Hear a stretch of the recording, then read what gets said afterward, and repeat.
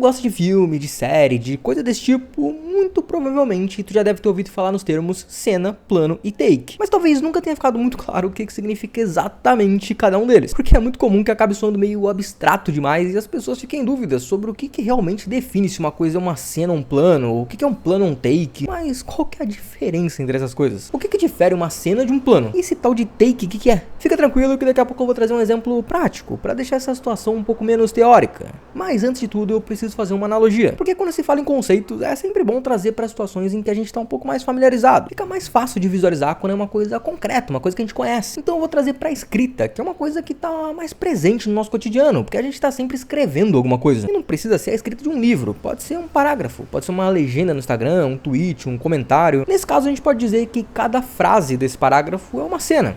E cada palavra é um plano. E com isso já dá pra perceber que uma cena é formada por um conjunto de planos. Do mesmo jeito que uma frase é formada por um conjunto de palavras. Mas eu também não posso fazer uma frase que tem uma palavra só? Pode. Do mesmo jeito que você pode fazer uma cena que tem um plano só. Então, qual que é a diferença? Imagina que tu tá lá escrevendo a tua frase. Pode ser: eu fui à praia ontem. Como é que vai ficar? Eu, espaço, fui, espaço a, espaço praia, espaço ontem. Ponto. O que isso tem a ver com o que a gente estava falando? A gente percebe que uma palavra é o que existe entre dois espaços.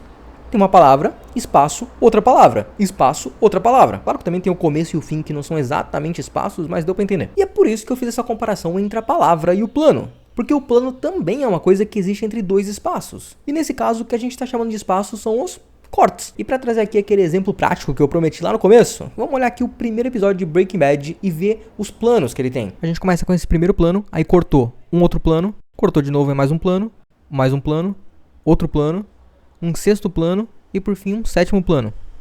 E agora deu pra gente ver na prática essa ideia de que um plano é uma sequência que acontece entre dois cortes. Isso porque o plano é a menor unidade audiovisual, ele é uma sequência sem cortes. Se tem corte, é sinal que passou para outro plano. Mas lembra que a gente falou que uma cena é um conjunto de planos? Do mesmo jeito que uma frase é um conjunto de palavras? O que a gente pode perguntar é até onde um conjunto de planos continua fazendo parte da mesma cena? Quando é que a gente sabe que uma cena acabou e começou outra? O que define isso? E no fim das contas é mais ou menos a mesma coisa que a gente perguntar até onde que um conjunto de palavras faz parte da mesma frase. Quando que uma frase acaba e começa outra? Uma frase acaba quando tem um ponto, seja ele final, interrogação, exclamação. Lembra lá daquela frase que a gente usou de exemplo?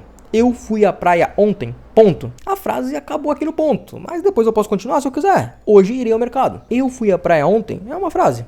Hoje irei ao mercado é outra frase, porque eles são conjuntos de palavras que fazem parte de contextos diferentes. Então se as palavras se separam pelos espaços, as frases se separam pelos pontos. E aqui dentro da nossa analogia, se os planos se separam pelos espaços, que são os cortes, as cenas se separam pelos pontos, que são... Mas antes de olhar por que os pontos significam no nosso exemplo, a gente tem que olhar por que as frases têm pontos. Por que um texto inteiro não pode ser uma frase só? Se a gente for pegar a definição de frase lá no dicionário, ele vai dizer que é um conjunto de palavras, uma ou mais, que formam um significado completo. Então quando eu digo eu fui à praia ontem, tá perfeito. A gente já sabe logo de cara pelo pronome eu, que é uma frase sobre mim. E o que eu fiz? Eu fui. Aonde eu fui? À praia. Quando? Ontem. E a menos que eu queira continuar falando sobre a minha ida à praia, eu posso encerrar essa frase e passar para outra.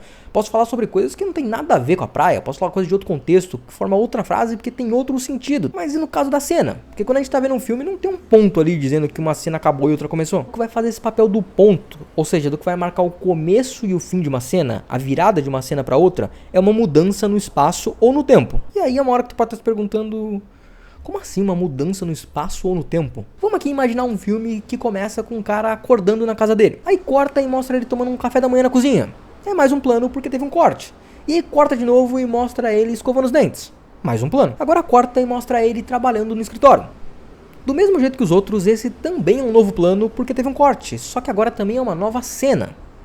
Por quê? Porque a gente mudou de espaço, o cenário agora é outro. A primeira cena era um conjunto de planos na casa dele pela manhã. A segunda cena vão ser os planos envolvendo ele naquele período ali no escritório. Ou seja, teve uma mudança no espaço e ou no tempo que colocou a gente em outro contexto. O que seria equivalente ao ponto, que ele encerra um contexto e começa outro. Essa primeira frase sobre os acontecimentos dentro de casa naquela manhã já acabou.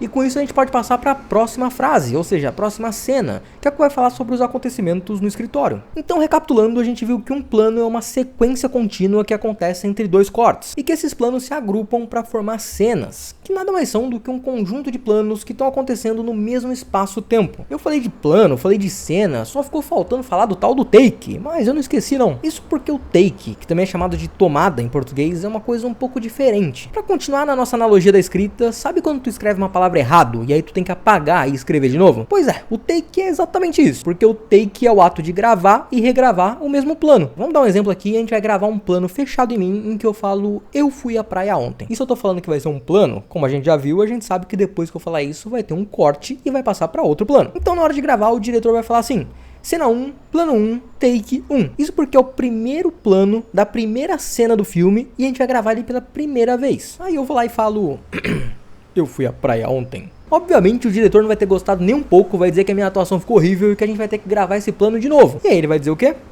Cena 1, plano 1, take 2. Por que mudou o número? Porque a gente está regravando esse mesmo plano. E o número do take indica exatamente isso. O número da vez que a gente está regravando aquele mesmo plano. Imagina que tivesse ficado tudo perfeito e que o diretor dissesse, não precisa gravar de novo não, que já tá bom. Eu não recomendo que faça isso, porque mesmo que fique perfeito da primeira vez, é sempre melhor gravar mais para ter garantia. Mas nesse cenário hipotético, a gente só vai ter um take desse plano, porque a gente só gravou ele uma vez. Só que pode ser que tu acabe gravando o mesmo plano 40, 50 vezes. Aí vai ficar cena X, plano Y, take 1, 2, 3, 4, 5 e por aí vai, o número de vezes que tu gravar. O take indica exatamente isso, o número de vezes que está sendo gravado aquele plano. E essa numeração é importante porque quando chegar na hora da montagem, a gente vai ter um código para cada arquivo de imagem. E aí o diretor pode chegar pro montador e falar, ó, nesse plano tal da cena tal, o take que ficou melhor foi o 8. E o que isso quer dizer? Que naquele plano específico da cena tal, ele gostou do resultado da 8ª vez que foi gravado. Exatamente para isso que serve numerar cada vez que a gente grava um plano. Porque aí na hora de montar, tu não vai ter que ficar assistindo tudo para saber o que ficou bom e o que não ficou. E aí vai dar uma boa economizada no tempo de trabalho, porque para cada plano o montador vai receber um relatório assim. O take 1 não valeu porque o ator errou a fala. O take 2 vazou o boom. O take 3 deu uma desfocada. O take 4 ficou bom, mas teve melhores. O take 5 deu problema no som porque passou um carro estourado. E por aí vai, mas a questão é que já sabendo desse relatório, o montador pode ir direto nos melhores takes. E como já tá tudo rotulado e catalogado, ele já pode fazer esse recorte mais fácil. Então no episódio de hoje o que eu tentei fazer foi trazer de uma forma mais didática essa diferença entre os conceitos de cena, plano e take. Eu espero que tenha gostado. E se tu gostou, tu já sabe, deixa aquela curtida pra eu saber que tu gostou. E pra eu saber ainda mais, pode deixar o teu comentário aqui embaixo dizendo o que tu achou. Também pode fazer uma coisa que seria bem legal, que é se inscrever pra não perder os próximos vídeos. Mas com isso, nosso episódio fica por aqui.